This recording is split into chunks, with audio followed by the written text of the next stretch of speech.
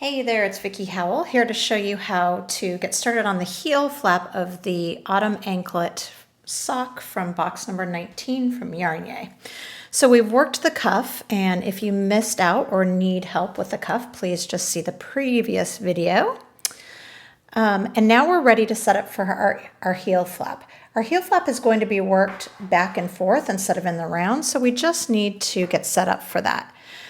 So for this particular sock formula, we are going to be working half of the stitches for the heel and then ignoring the other half. So depending on what size you're going to make, you need to get all of your heel stitches just slipped over onto one needle. So I'm just going to do that now. 5, and again, 6, 7, 8.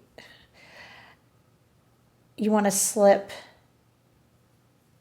your stitches purlwise and make sure you count to make sure they're okay. So for the smallest size, that would be 28 stitches. So let's see, 2, 4, 6, 8, 10, 12, 14, 16, 18, 20, 22, 24, 26, 28. Okay, so we're all set up there. So these are the only stitches we are going to be working on, which means the rest of them can go on a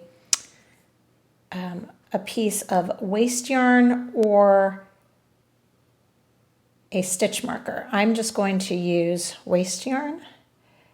So I've just put a strand of actually the same yarn.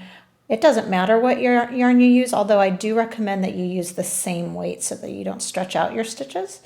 So this is a sock weight yarn, so if you had any form of scraps from another sock weight, that would work.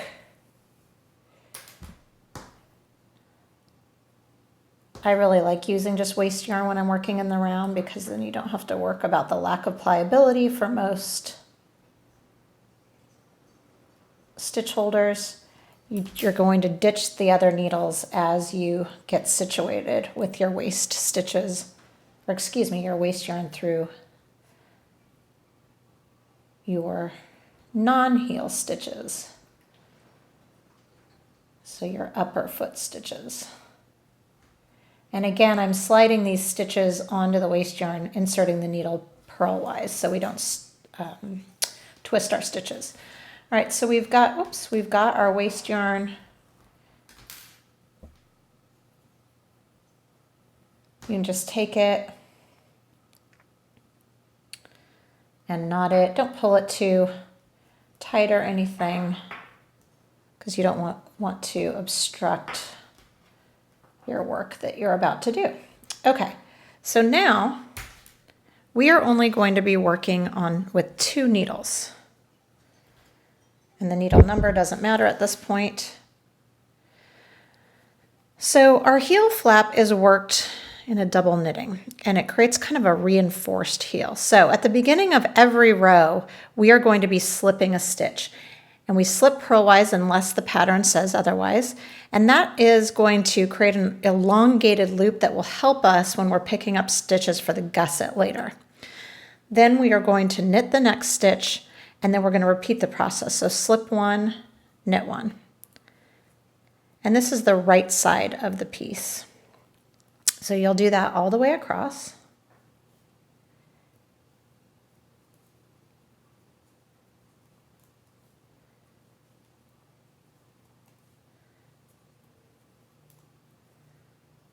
Slip 1, knit 1, slip 1, knit 1.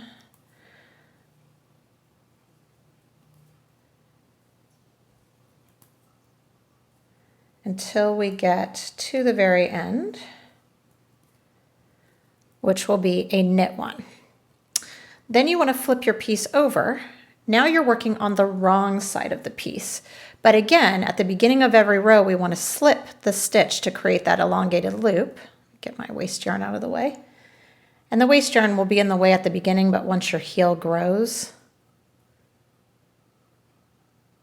it won't be. So we're slipping the stitch, and then from here we want to just purl every stitch all the way to the end. So that means you'll be purling both the knit stitches and the slip stitches from the row below, or on the front rather. And you can kind of see how it's building up already. The combination of the purls and the slip stitches creates a dimensional effect that's apparent from even the beginning of this piece. So for the heel flap, all you will do from now on is repeat those 2 rows. On the right side, we slip 1, knit 1 all the way across, and on the wrong side we slip the first stitch and purl all the way across. And you'll do that for as long as the pattern calls for, which will also be when your heel flap makes a perfect square.